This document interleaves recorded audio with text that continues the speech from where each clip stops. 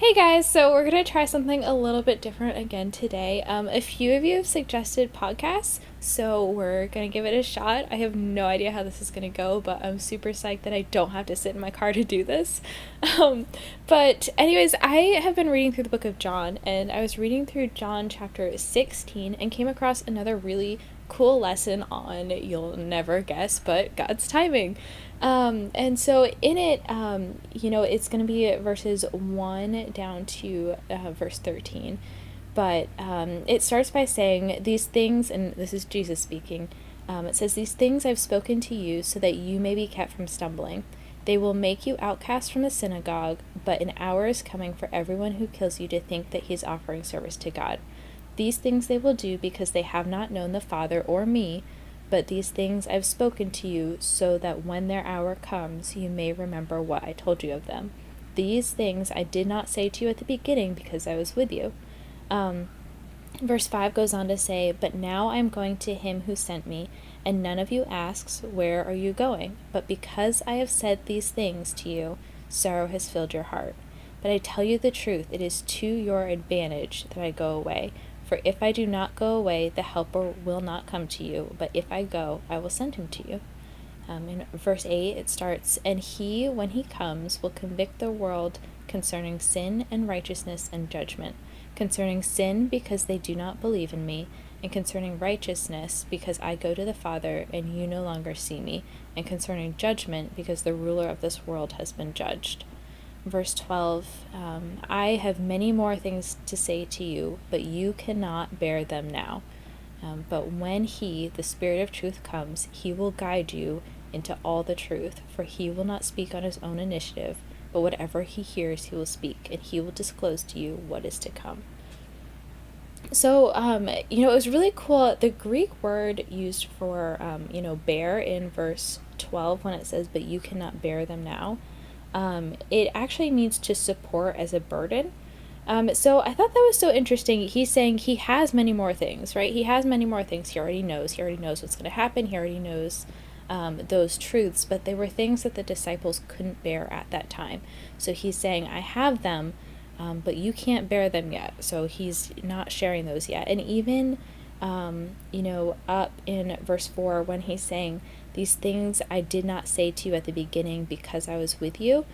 And so these are things, Jesus was aware of all these other things that were going to happen and that the disciples needed to be aware of, but he also knew they weren't ready in that time. And so he was helping them grow in, kind of where they were at. He met them where they were at. He knew there was more, but he knew they weren't ready for that. And from there, he patiently waited for them until it was the right time, until they needed to know, so that, they could be strengthened through it, and so that they wouldn't, be so burdened and sorrowful because of what was going to happen. So, that I thought, one, that was really cool, right? He's saying, I know you can't support this yet. This is going to weigh you down. So, wait, keep moving with what, you do know. And then he says, "But when he, the Spirit of truth, comes, he will guide you into all truth." And that word, that Greek word that's used for guide, it actually means to lead the way.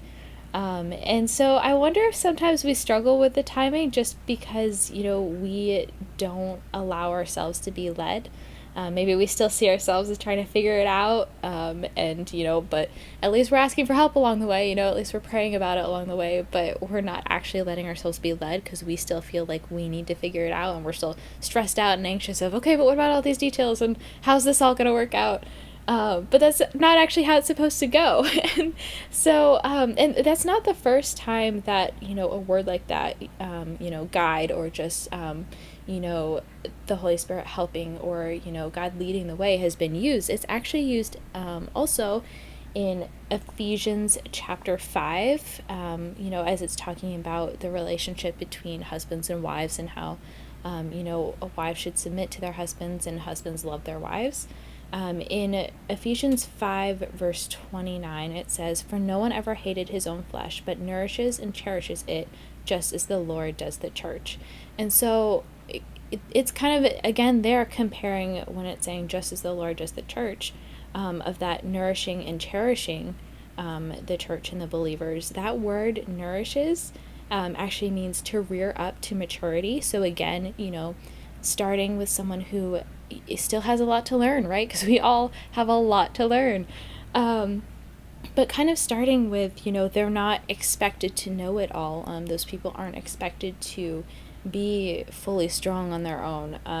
It's expected that, just as the Lord does the church, it's expected that, Jesus is helping rear up to maturity, the church.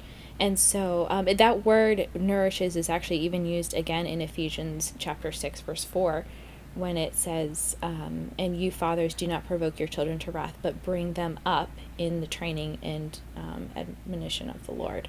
So again, it's just that picture of, no, you're not going to know it all right now, but that's okay. You're not expected to. It's expected that you're going to need to learn. And there are some things you're not going to be able to handle just yet. And so it's so cool how, God's so patient with us during that, and that he knows we can't handle it, and that, maybe we'd freak out and, just not even want to take the next step. That's something that's come up a couple times the past few weeks, and I don't know, just even looking back at my own life, there are so many things that, are happening now that if someone had told me they were going to happen, or like if when I was praying for answers years ago and God had given them all to me and, showed me even, not years ahead, but even just right now, I think I would have freaked out. I would have been like, no way, I can't do that. But he's so patient through that.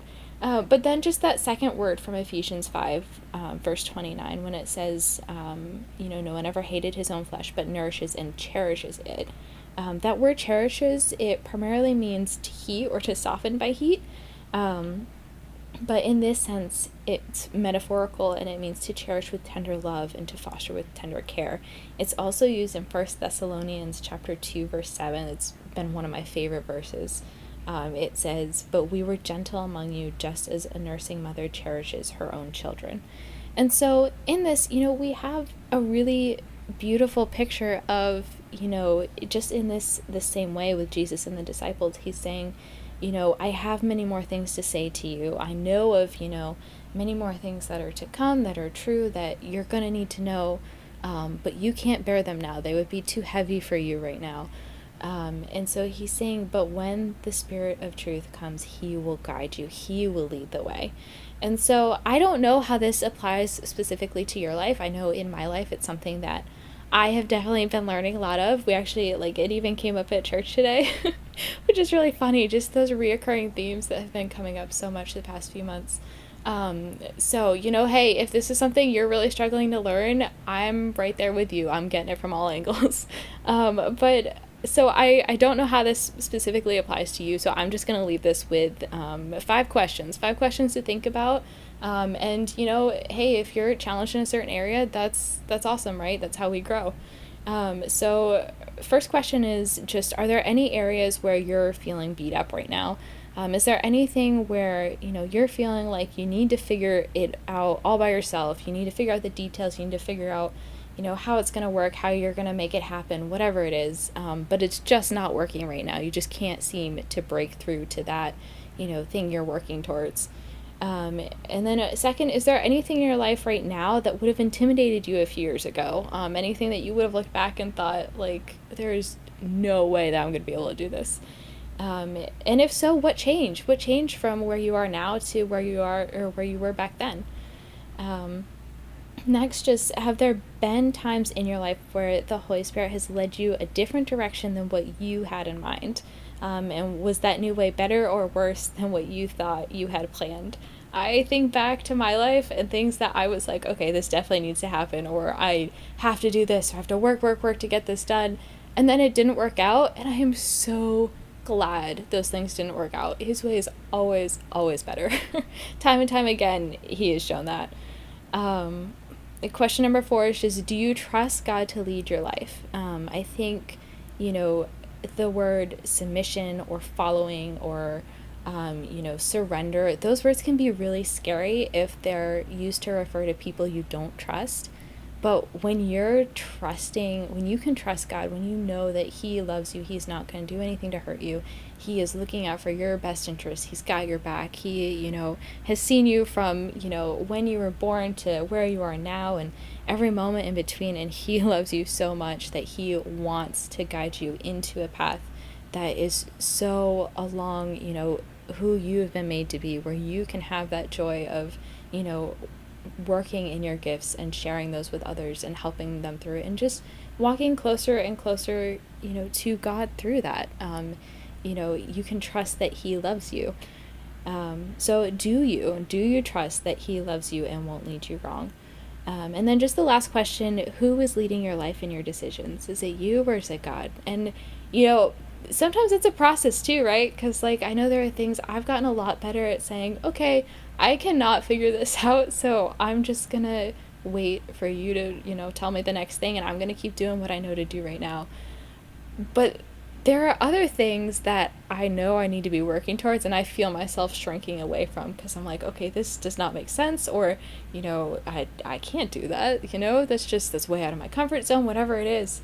So I think sometimes it's a process, but during that, it's so cool how He shows us just how much we can trust Him and how much He loves us and how much He knows us. He knows us, and He knows the way we need to go. He knows the path we need to take. He knows the steps it's going to take to get from, point A to point B. And it's not always our straight line. Sometimes it's the long way around, and that's okay.